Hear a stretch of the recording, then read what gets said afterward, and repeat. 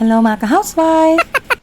Kumusta ang araw nyo? Ako medyo hindi magandang pakiramdam ko but I'm feeling better na. So for today's video, i-share ko sa inyo kung anong nangyari sa akin yesterday. So Sunday, family day, pumunta yung aking bayaw at yung wife niya dito sa aming bahay. Tapos nagkayayaan kaming kumain sa labas. This time on the way na kami dun sa sinasabi ng bayaw ko na masarap na kainan. Which is naging dahilan ng pagsisisi ko ng araw na yan. Kaya masasabi mo talagang nasa huli ang pagsisisi mga ka-housewife. What's that? What's that?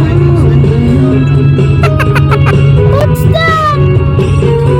The daylight fades slowly. The time we is standing still. O di ba mga ka-housewife, akalain mo yan. Mga panahon na to, masaya pa ang inyong housewife. Kasi itong husband ko, dinala niya yung portable speaker with mic na aking bayaw.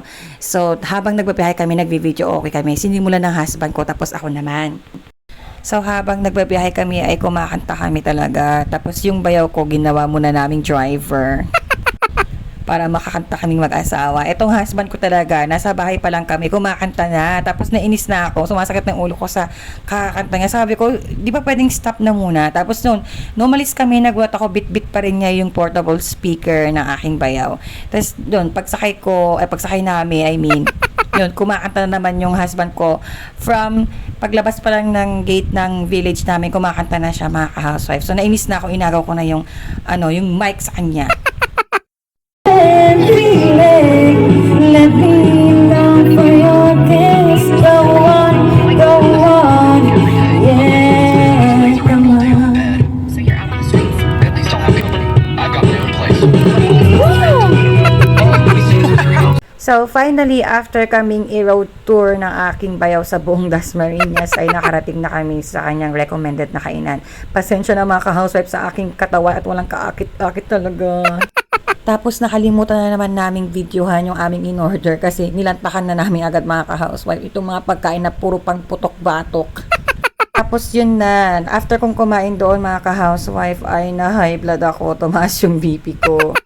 Sa mga hindi nakakaalam, meron akong hypertension or high blood pressure. So that time, dumaan muna kami sa isang Korean convenience store. Tapos bumili yung husband ko ng prutas or orange for me and nag-ice cream sila para medyo mawala yung sebo-sebo na lasa sa aming mga bibig. Siguro kung nadala ko lang yung wallet ko na may health card at mga IDs ko, baka nagpatakbo ako sa hospital para ma-check yung BP ko. Pero ang ginawa ko dito mga housewife, nag-relax na lang ako at nag-pray kay Jesus Christ. Basta nag-pray lang ako kay Lord, tapos inisip ko yun na sa Bible verse na sabi niya na wag daw akong mabalisa sa kahit anong bagay. So nag-pray lang ako na sana maging okay na yung pakiramdam ko. Tapos ito, yung husband ko kinukunan yung labas. Sabi ko wag ako kunan. Sabi ko sana dito na lang kami sa Korean store kumain, baka hindi pa ako na high blood.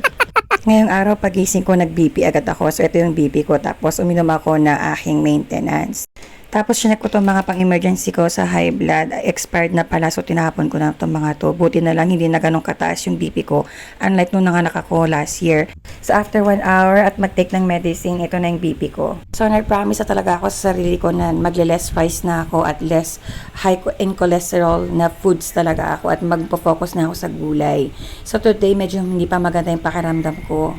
Kaya ito muna yung ulam ko for today. Pero later on, mga next days, magugulay na talaga ako at less rice. Kasi ayoko nang maulit yung nangyari kagabi. Kaya let's stay happy and healthy mga ka-housewife. Ayan, maghuhugas na ako ng pinggan. Thank you for watching mga ka-housewife. Hanggang sa muli. Bye!